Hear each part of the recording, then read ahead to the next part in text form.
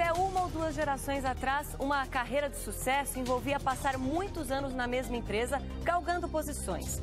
Hoje em dia, a média é que os profissionais fiquem cerca de 5 anos ou menos em cada emprego. Repensar a vida profissional e mudar de área de atuação tem sido uma opção cada vez mais cogitada por trabalhadores brasileiros.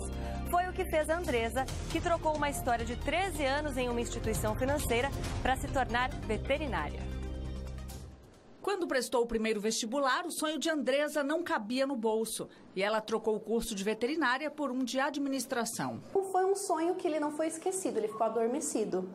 Até que depois de 13 anos veio a coragem para largar tudo e começar tudo do zero. O caminho para essa mudança não foi nada fácil. Depois de mais de 10 anos de formada em administração, incentivada pela mãe, decidiu encarar outra faculdade, a de veterinária. O primeiro ano da minha faculdade de medicina veterinária ainda foi trabalhando na instituição financeira. Foi um ano que eu falei assim, olha, eu preciso ver se eu realmente apenas gosto de bicho ou se eu sirvo para fazer isso.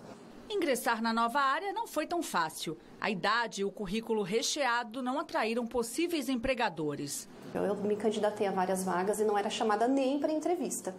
Eu falava, gente, eu tenho tudo que a vaga pede, tenho além, mas não era chamada.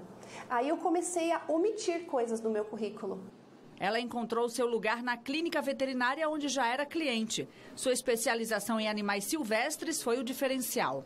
É uma área da clínica que eu não fazia atendimento e que a tendência ela é fazer essa parte que a clínica não oferecia antes. Andresa ainda não igualou sua renda ao tempo em que trabalhava no mercado financeiro. O fato de você acordar todos os dias e falar, hoje eu estou indo trabalhar sim, acordando cedo sim, mas para fazer o que eu gosto. Isso não tem preço. É comum que em algum momento da carreira o profissional se pergunte se está no caminho certo. Com o desemprego, mudanças na lei e no próprio mercado de trabalho, esse tipo de questionamento se torna cada vez mais comum. Para falar sobre a troca de carreira, recebemos a professora da Faculdade de Economia, Administração e Contabilidade da Universidade de São Paulo e diretora do Escritório de Desenvolvimento de Carreiras da mesma universidade, Tânia Casado, e a psicóloga e professora de pós-graduação da Escola Superior de Propaganda e Marketing, Adriana Gomes, orientadora de carreiras. Você também pode participar dessa conversa. Mande as suas perguntas e comentários pelas redes sociais usando a hashtag Panorama TV Cultura. Boa tarde para as duas, obrigada pela presença. Bom, a gente citou o exemplo da Andresa, que fez uma mudança radical de carreira, né? Ela saiu do mercado financeiro para se tornar uma veterinária, ou seja, ela precisava de uma formação médica para atuar na área, fez uma faculdade. Muita gente que quer trocar de carreira se pergunta se precisa fazer não só uma faculdade, mas também um curso de especialização. É sempre preciso, Tânia? Você sempre vai precisar continuar estudando. Isso é o que a gente sabe, Adriana, de tudo que a gente vem estudando em gestão de pessoas, especificamente em carreiras. Não dá mais para o profissional achar que só porque já fez uma graduação, aquilo vai garantir uma boa trajetória profissional a vida inteira. O mercado de trabalho, você mesmo falou, está mudando. Novas profissões vão surgindo, tanto que nós nem falamos mais de novas profissões, nós falamos de novas carreiras. E o caso da Andresa é muito interessante porque dá para a gente olhar o caso da Andresa e ver algumas questões muito, muito importantes para quem quer fazer esse tipo de transição. A primeira coisa é que ela fez um planejamento, ela precisava, naquele momento, ter dinheiro para se manter. Mas ela não largou o sonho. Ela sabia, não é, Adriana? Ela sabia que aquilo era o sonho dela, que ela queria ser médica veterinária. Então, ela primeiro se situou. Agora, a segunda coisa muito interessante e que às vezes os profissionais que fazem transição se esquecem é que na hora dessa transição, aquilo que ele vai fazer não necessariamente vai estar no mesmo nível, se ele estiver em organização hierárquico, ou no mesmo nível de ganho que ele tinha no trabalho, na trajetória dele antes dessa mudança. Então, acho que a história da Andresa é muito importante para a gente perceber isso. Quer dizer, ela foi atrás de um sonho sabendo que ela teria essa dificuldade. Ela não conseguiria ganhar o que ela já ganhava naquela outra posição. Autoconhecimento, planejamento. A gente vai detalhar aqui ao longo do panorama essas questões importantes para se trocar de carreira. Agora, estamos em janeiro, nos últimos dias de janeiro. Existe um momento certo e começo de ano costuma ser aquele ponto em que a pessoa quer mudar e falar, não estou satisfeita mesmo, eu quero seguir. É um bom momento para se trocar de carreira agora, Adriana? Olha, eu acho que a pessoa que pensa, né, como a nossa personagem aqui, assim, o momento certo não existe, né? Eu acho que é uma insatisfação, uma inadequação que ela vai se sentindo em relação à relação de trabalho, à atividade que ela desempenha. E o momento, eu penso que é sempre oportuno, né? Hoje a gente pensa, a gente está vivendo mais, né? Nós temos uma longevidade maior, então pensar em uma carreira só é até uma ilusão. Você pensar que você vai ter uma graduação e vai viver com ela ou nessa carreira até os seus 80 anos, enfim. Então, eu diria que o momento oportuno é o momento que a pessoa internamente ela percebe que não dá mais para continuar naquela relação de trabalho insatisfatória, porque as pessoas passam muito mais tempo na relação de trabalho do que em qualquer outra relação na vida. Então, se ela se sente muito insatisfeita, ela tem que fazer uma trajetória. Eu achei que houve muita coerência no planejamento. Qual que é o nome da Andresa? Porque ela uma graduação, não abandonou o sonho, que acho que a Tânia concorda com isso também, que é o que mobiliza uma pessoa a fazer uma mudança de carreira, é um sonho, é alguma coisa que é muito forte, e ela conseguiu, ela se capitalizou, e ela foi fazer o curso dela e conseguiu fazer a transição. E eu lembro, né, assim, ela tem uma remuneração menor do que ela tinha no mercado financeiro. Toda pessoa que muda de carreira tem um custo a pagar, né? E o custo geralmente é uma redução inicial no novo salário, na nova atividade. Mas isso não é para desmotivar. Porque ela fala assim... É só por um período também, né, em tese. E a fala dela é muito coerente quando ela fala assim, mas eu não trocaria isso por nada. Né? Agora você falou sobre a questão do sonho, né? Ela tinha já aquele sonho, não pôde colocar em prática logo na primeira faculdade e guardou ele ali para o momento certo. Agora, tem muita gente que gosta da carreira, mas falta oportunidade, né?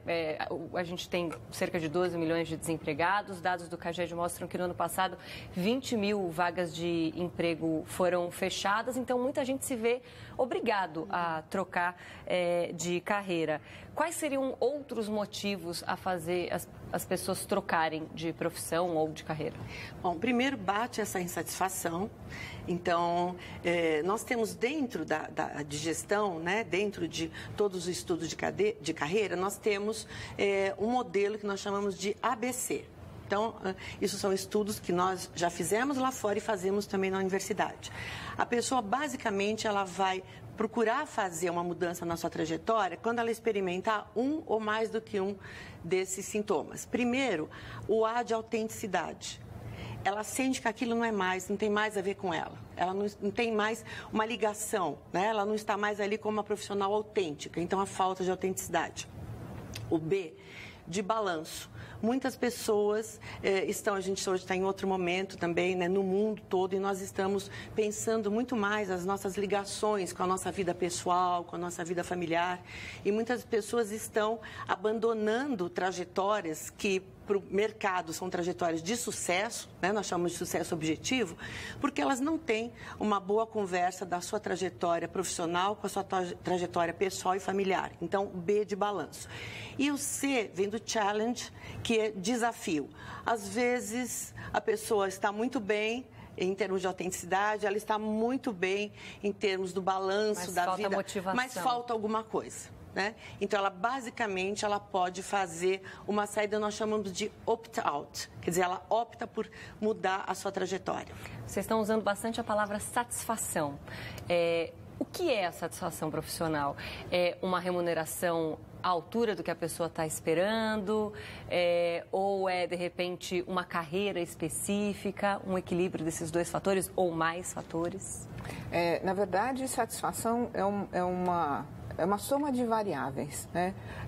E ela é subjetiva também. É claro, existem fatores objetivos, como a remuneração, que talvez seja o fator mais objetivo dessa fórmula, que é o quanto eu recebo, quanto eu acredito que devo receber pelo trabalho que eu faço. Quer dizer, talvez seja a parte mais tangível e é aí que também as organizações acabam pegando pesado para reter profissionais, né? Então, essa é a parte mais tangível. Mas nem sempre a remuneração é o fator de percepção de satisfação. Então, os fatores que a Tânia trouxe são fundamentais e são fatores subjetivos, quer dizer, o quanto eu me sinto reconhecido dentro da minha organização, o quanto eu me sinto valorizado e percebido por aquilo que eu ofereço, o quanto eu me sinto bem integrado no ambiente de trabalho e os desafios, né? O quanto eu percebo que eu tenho condições de assumir novas posições, novos desafios e muitas vezes por conta do modelo de gestão isso acaba não acontecendo. Outro fator é um problema de relacionamento com a sua liderança. Esse talvez seja, segundo as pesquisas, talvez um dos fatores ainda mais alto de insatisfação com relação à atividade profissional, que é a relação com o gestor. Agora, a gente recebeu uma pergunta aqui da Carolina. Ela diz que adora a profissão e não tem a remuneração nem expectativa de ganhar mais na atual carreira dela. Ela quer saber se ela muda de carreira. Aí eu já engato uma segunda pergunta que está relacionada até com o que a gente estava falando antes, que é quando identificar que eu não estou satisfeita mais com aquele emprego e quando eu posso descobrir que realmente não é a área mais que está me interessando. Como fazer essa distinção? Bom, nós vamos voltar para a questão do autoconhecimento. Então, tem uma coisa, eu sou psicóloga, a Adriana também é psicóloga, a gente estava conversando, autoconhecimento é fundamental, autoobservação, porque às vezes chegam para a gente pessoas falando da sua insatisfação, vamos falar assim, da sua insatisfação, e quando você começa a conversar, você vê que não é necessariamente só na esfera profissional.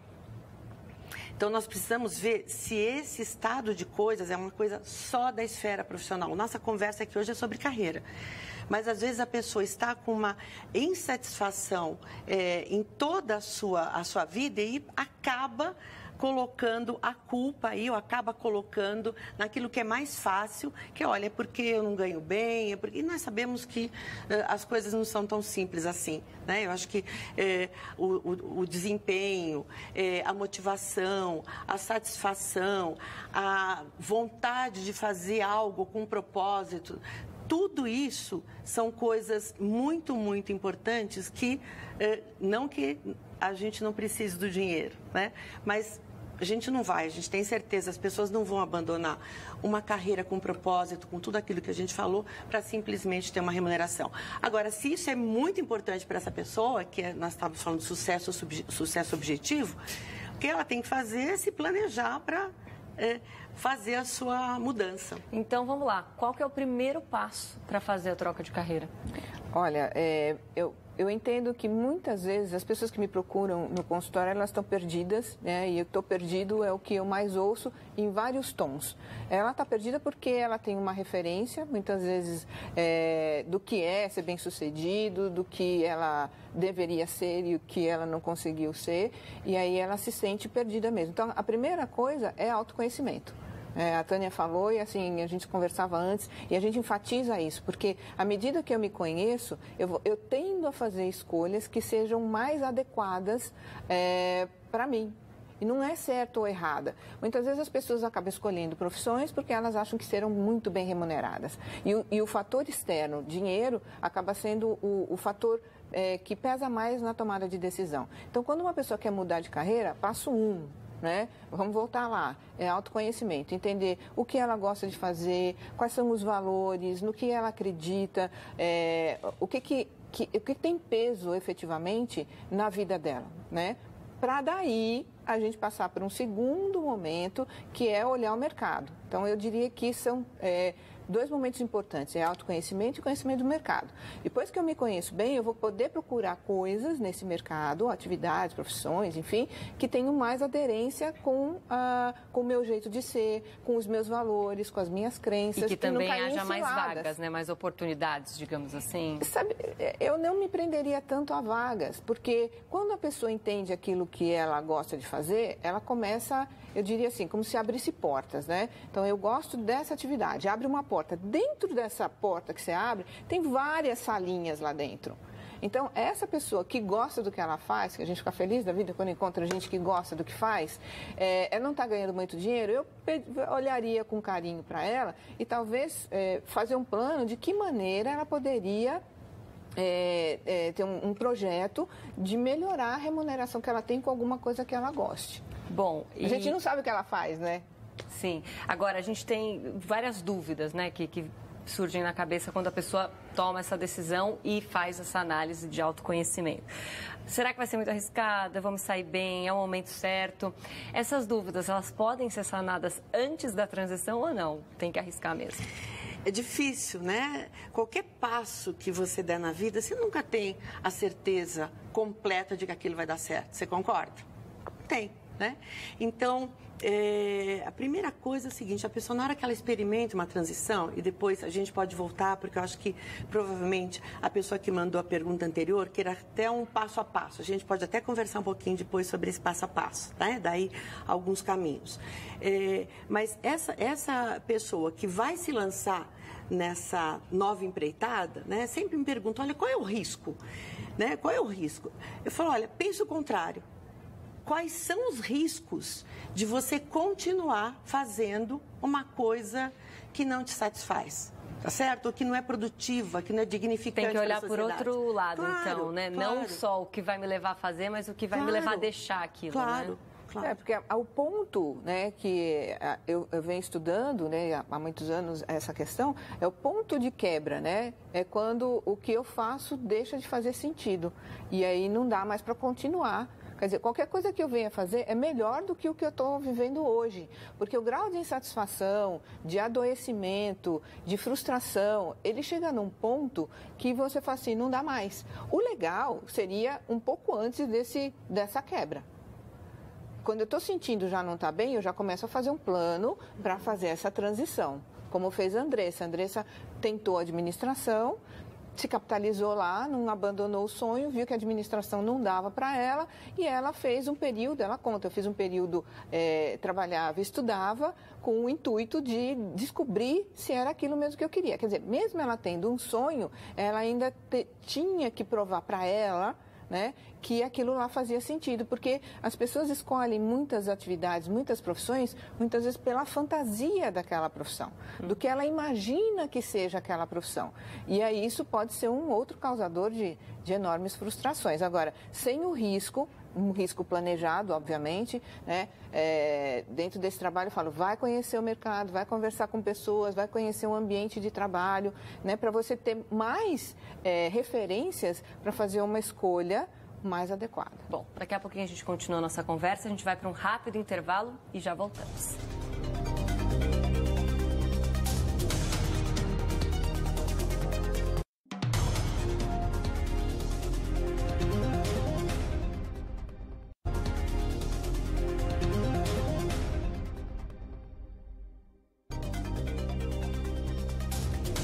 É comum que em algum momento da carreira o profissional se pergunte se está no caminho certo. Com o desemprego, mudanças na lei e no próprio mercado de trabalho, esse tipo de questionamento se torna cada vez mais comum. Para discutir os prós e os contras dessa difícil decisão, continuamos conversando com a professora da Faculdade de Economia, Administração e Contabilidade da Universidade de São Paulo e diretora do Escritório de Desenvolvimento de Carreiras, Tânia Casado, e a psicóloga e professora de pós-graduação da Escola Superior de Propaganda e Marketing, Adriana Gomes, orientadora de carreiras. Participem dessa conversa, mande suas perguntas e comentários pelas redes sociais usando a hashtag Panorama TV Cultura. Bom, a gente agora vai assistir a uma reportagem para ver outra pessoa que se arriscou e conseguiu mudar de profissão. Houve uma época em que, para entrar no mercado de trabalho, era preciso saber datilografia. Os mais novos talvez nem saibam o que é isso. É a arte de escrever numa dessas máquinas, uma espécie de antigo editor de texto. Isso serve para mostrar que o mercado de trabalho sempre passou por transformações. Por isso essa história de que milhões de empregos vão desaparecer não deve assustar ninguém. Com 12 milhões de desempregados no Brasil, há quem enxergue oportunidades onde menos se espera, em atividades que nada têm a ver com tecnologia, mas em oferecer um serviço que as pessoas nem se dão conta que precisam.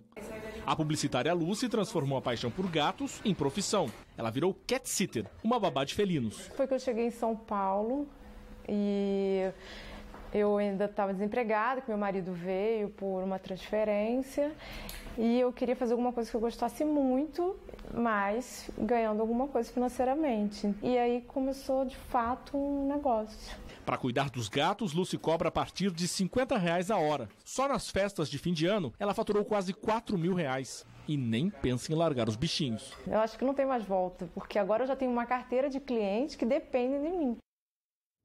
Quer dizer, a Lucy teve a sensibilidade de identificar uma coisa que era prazerosa para ela e que ela podia colocar em prática e fazer um bom dinheiro, né? A gente estava falando no bloco anterior a respeito das questões práticas, né, de se colocar no mercado de trabalho. A Lucy teve que criar uma intimidade, mostrar o trabalho dela, ganhar a confiança dos clientes, mas muita gente precisa daquele currículo, né, tradicional para se enviar por e-mail hoje, né, ou fazer inscrição nos sites. Como preparar um currículo para atuar numa área totalmente diferente da que você atuava? Bem, a elaboração do currículo sempre é trabalhosa. Primeiro, porque a gente volta lá atrás, autoconhecimento de novo, né? É um processo de autopercepção e também de percepção do mercado. Para eu montar um currículo que seja atraente, eu não tenho que escrever aquilo que eu gosto só de fazer, e nem aquilo que eu sei fazer, e nem tudo que eu sei fazer. Quando a Andressa, lá atrás, na primeira matéria, falou assim, para eu conseguir o emprego eu tive que tirar algumas coisas do currículo, não tem problema nenhum. O que não pode é colocar coisa que você não sabe fazer. Mentir, colocar informações que não são reais, isso não. Agora, omitir algumas informações, eu não tenho nada contra, desde que você tenha um propósito que seja alcançar aquela posição. Por quê? Porque a gente tem muitas experiências que a gente vai acumulando ao longo da vida, profissional e não profissional. A moça que cuida de gatos, por exemplo, ela tem competências que devem ser habilidade no relacionamento interpessoal, habilidade de transmitir confiança, de que ela pode ser alguém que pode ser uma boa cuidadora. E essas qualidades contam no currículo? Essas qualidades contam, obviamente. É que as pessoas não dão valor, porque geralmente a tendência é colocar no currículo o meu conhecimento, as competências que eu tenho, que já foram remuneradas de alguma maneira, alguma vez na vida. Tanto que jovens profissionais, quando vão fazer o primeiro currículo, se sentem muito inseguros, porque eles falam assim, mas eu não sei fazer nada. Quer dizer, calma aí, não sabe fazer nada, mais ou menos, né? Não sabe fazer nada que você considere que seja digno de receber alguma remuneração por isso. Então, importante, prático, você vai olhar aquilo que você tem. Autoconhecimento está incluído, né? Não só do conhecimento do seu comportamento, seus valores e tudo mais, mas das suas competências, aquilo que você gosta de fazer, habilidades e tudo mais, e vai olhar para o mercado onde você quer trabalhar. O que é que as empresas, essas vagas, estão solicitando? Quais são os conhecimentos, quais são as habilidades, quais são as atitudes que o mercado busca para quem vai ocupar essa posição. Aí, o grande trabalho é voltar para casa para unir essas duas pontas, escrevendo coisas, efetivamente, que possam ser úteis para o seu futuro empregador. Inclusive, habilidades que foram usadas naquele outro emprego de outra área que não tem nada a ver com essa nova área? Sim. Uma coisa importante também nessa reflexão é não só ver o que as organizações estão esperando, mas também ver se os seus propósitos, se os seus valores estão alinhados com o que essas organizações estão esperando e estão pedindo. Porque uma das coisas que nós sabemos hoje que leva mais à insatisfação no trabalho é você trabalhar numa organização onde os valores não são compatíveis com os seus. Então, essa preocupação também precisa ter. E quando você fala em currículo, Adriana, como professora, né? Então, o que mais que a gente pode pôr no currículo? Então, tudo aquilo que você percebe que você precisa agregar de informação. Você vai olhar o seu currículo e vai dizer, olha, falta alguma coisa aqui. falta alguma coisa, eu preciso, e às vezes não é nem um curso formal, né? Às vezes, algumas coisas que você vai aprender, que você já aprendeu na posição anterior, ou que você pode aprender de alguma pessoa com a qual você se relaciona, ou você vai fazer cursos mais curtos para complementar essa sua formação. A minha impressão é que as empresas estão mais abertas e disponibilizando, vou chamar de vagas neutras, digamos assim, que não pedem uma formação específica, um curso específico, mas pedem justamente essas competências que vocês estão falando. Uma impressão correta? As empresas estão mais abertas mesmo? Olha, nós tentamos, eu dou aula para graduação, para o mestrado e o doutorado acadêmico, mas eu também lido com executivos. Então, o que nós tentamos fazer é com que as organizações fiquem mais abertas, inclusive que repensem essa questão de idade. Você viu na primeira entrevista, vou voltar de novo para a entrevista da Andresa, quando ela fala da idade. Então, as organizações deveriam também. Eu acho que tem uma mudança, a gente percebe já uma pequena evolução, mas não é tanto assim, viu, Adriana? Eu acho que as organizações ainda precisam abrir um pouco mais as suas oportunidades, pensar um pouquinho diferente sobre os novos modelos de carreira, porque transição, a gente nem fala mais de várias carreiras. Hoje, a nossa ideia, né, e o que a gente pratica, carreira é uma só. A gente define hoje carreira como uma sequência de experiências de trabalho pessoais ao longo do tempo. Quer dizer, veja que toda a parte pessoal que eu e a Adriana estamos falando em termos do autoconhecimento, de pensar sobre os valores, sobre as suas aptidões e como aquilo faz sentido ou não para você, isso está hoje na definição que sustenta todo o estudo, toda a pesquisa, toda a prática de carreiras. Por isso que a gente fala em transição, não fala mais mudar de carreira. Bom, agora antes então da gente encerrar, só para deixar uma mensagem para quem está pensando em trocar de carreira. Quais cuidados devem ser tomados para que você não se arrependa e depois perceba, não, eu gostava daquilo mesmo e aí de repente tenha que voltar num cargo bem abaixo, dando vários passos para trás? Primeiro, pesquisar. Né, conhecimento a gente vai bater na tecla sempre, tá? Porque à medida que eu me conheço, eu repito, a gente tende a fazer escolhas que sejam mais adequadas para o nosso jeito de ser, né? Seja em ambiente, seja em localização, seja em termos da própria atividade, enfim. Segundo, fazer uma boa pesquisa, tentar entender exatamente o que faz essa outra profissão, essa outra atividade que a pessoa está querendo migrar, né? O que é mesmo? Porque eu conheço várias pessoas que se formam e elas não têm noção de onde elas vão aplicar o conhecimento que elas estão acabando de adquirir. Então, esse é um grande furo na água, né? Então, conhecer bem a atividade, as atividades possíveis dessa nova profissão, porque às vezes a gente fala, quero formar em arquitetura. Hoje, o arquiteto ele tem tanta aplicação no mercado de trabalho que ficaria até cansativo a gente dizer aqui tantas quais são. Então, pesquise bem e antes de dar esse salto. Pesquisar é tudo. É a dica de ouro. Bem rapidinho, Tânia. Então, vai mudar de carreira. Primeira coisa, nós falamos de 3 saberes, os 3 knowing. Então, o primeiro knowing é o knowing why. Como ela falou, autoconhecimento, valores, todas as questões da sua vida pessoal. Daí, o segundo knowing é o knowing how. O que você precisa aprender em termos de conhecimento, em termos de habilidades. E o terceiro knowing, que é muito importante, se mereceria um programa só para falar sobre isso, que é o knowing whom, a sua rede.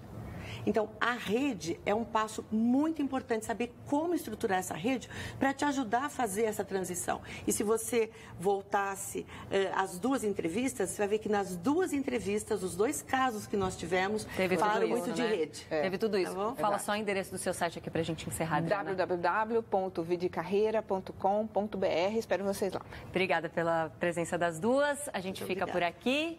O Panorama volta amanhã, 12:30. Até lá.